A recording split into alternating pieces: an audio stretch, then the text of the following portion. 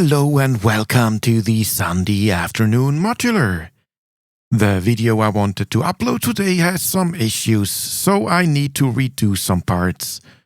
This is why I decided to try something new today, which I have never done before. In this video, I want to react to some comments to my video about the Behringer Space FX. Now, if I do a video about the Behringer product, there are always a lot of people who have interest in the video and probably the product, which is cool. But don't forget I have other videos about modules from way smaller companies, which are also cool. So give it a try and also check out these. And maybe you stumble over a module that actually might be something for you.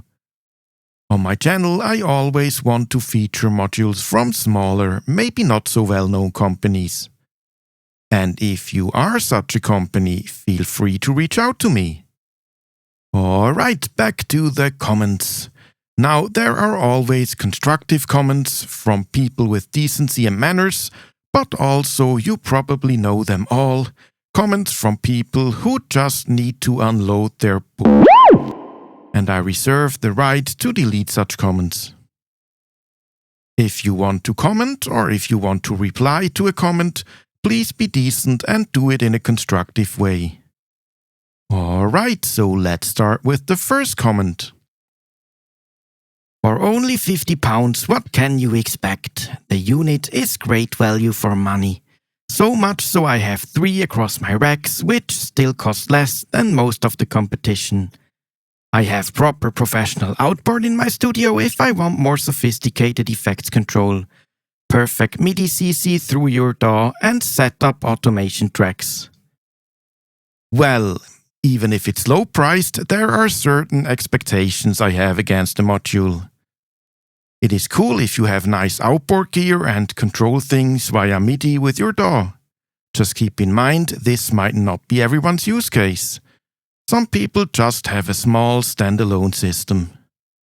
Some people use it in a studio environment, but some use it for live gigs, and they may have completely different requirements. When the first compressor modules came out, I always thought, who's gonna need this? I can record it into my DAW and just use a compressor plugin.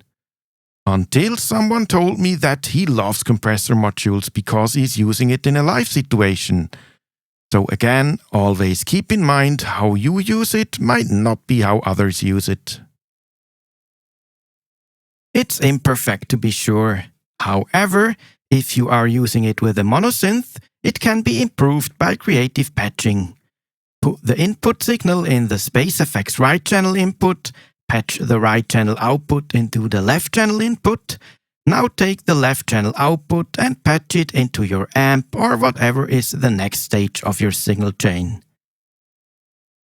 Now this is a great comment. Since you have stereo in and output, you can just self-patch the module. Great idea.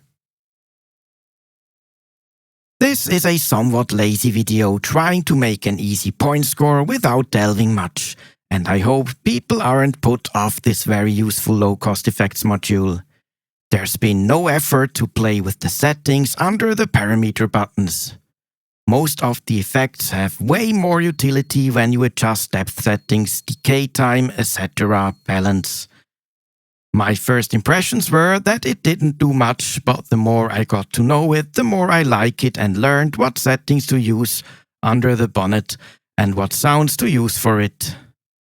The church reverb with a 10-second decay is worth the price of admission alone. Well, first of all, and every creator will know this, to create such a video needs a lot of time, and I think this is far from being lazy.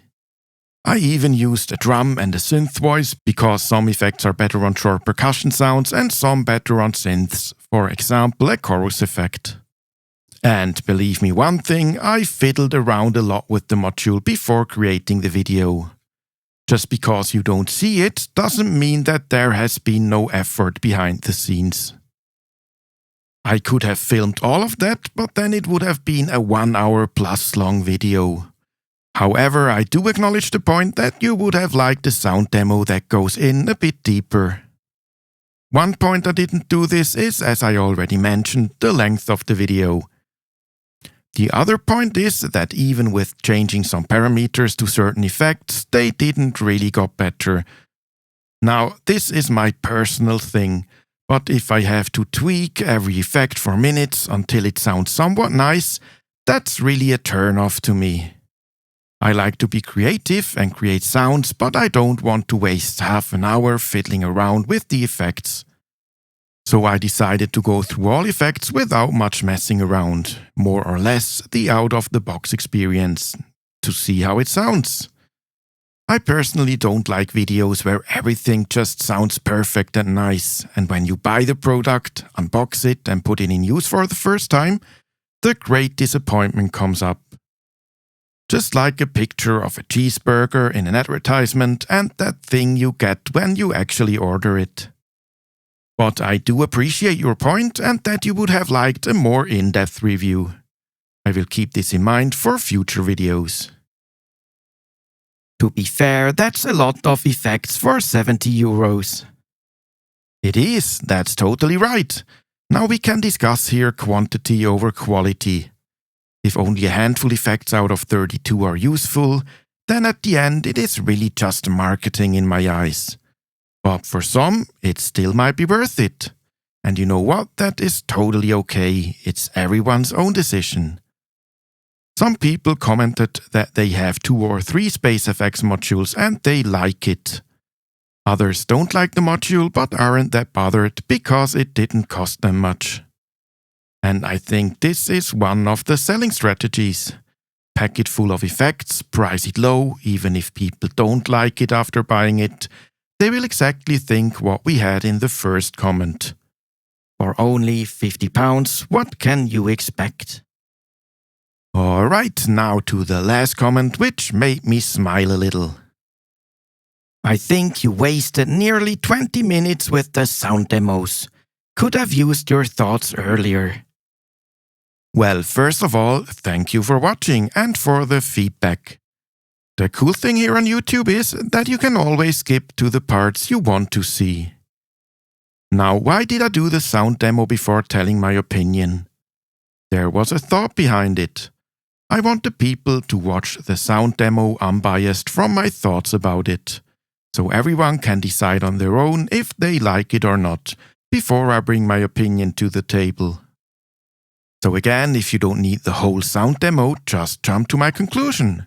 The video is separated in beautiful chapters. Alright, that was it for the comments on my Behringer Space FX video. Remember, if you write the comment, not just on my but on every video, do it in a nice and constructive way. Don't say this is say I don't like it and best explain why you don't like it. This will help others who read it much more than this is So long, have a great day, evening or night, and see you next time on the